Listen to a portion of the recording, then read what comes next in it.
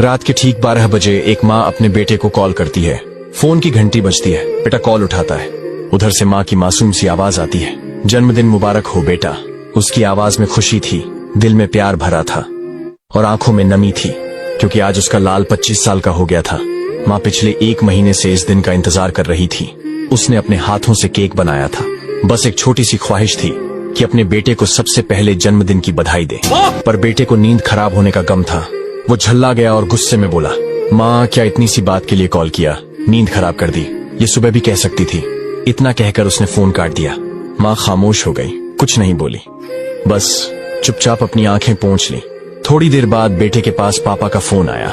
आवाज भारी थी, जैसे दिल में कुछ टूटा हो। उन्होंने कहा, बेटा मैंने इसलिए फोन किया है क्योंकि तेरी माँ पागल है। हाँ सच में पागल है। पिछले 1 महीने से हर रोज मुझे तेरे जन्मदिन की याद दिला रही थी।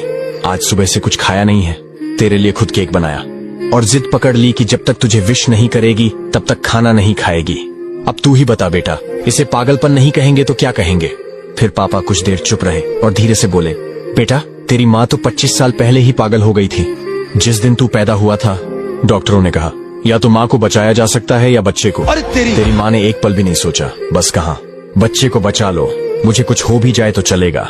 उसने मुझे कस्में देकर उस फॉर्म पर साइन करवाए जिसमें लिखा था अगर माँ को कुछ होता है तो डॉक्टर जिम्मेदार नहीं होंगे। अब सोच बेटा, जो औरत तुझे देखे बिना तेरे लिए मरने को तैयार हो गई, क्या उसे हम पागल नहीं कहेंगे।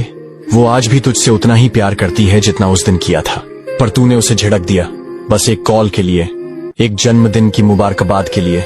इतना कहकर पापा ने फोन रख दिया। बेटा कुछ पल तक खामोश बैठा रहा, फिर उसकी आंखों से आंसू गिरने लगे। उसे एहसास हुआ कि वो जो कर रहा था वो सिर्फ गलती नहीं थी, वो एक गुनाह था। उसने कांपते हाथों से माँ बाप को कॉल किया। फोन उठते ही वो फूट फूट कर रो पड़ा।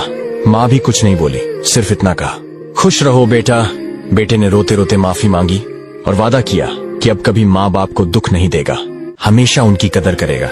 अगर ये छोटी सी कहानी आपके दिल तक पहुंची है और आपके अंदर कहीं माँ बाप की याद जगा गई है तो आज ही उनसे लिपट जाओ, या कम से कम एक फोन करके कह दो आप मेरी दुनिया हो। और इस कहानी को शेयर जरूर करें ताकि और लोग भी माँ बाप की कदर करना सीखें।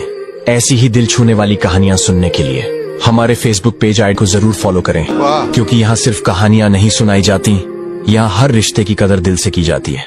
आइडल्स कॉमेडी एक ऐसा मंच जो टूटते रिश्तों को फिर से जोड़ता है, जहाँ कहानियां नहीं जिंदगी बोली जाती।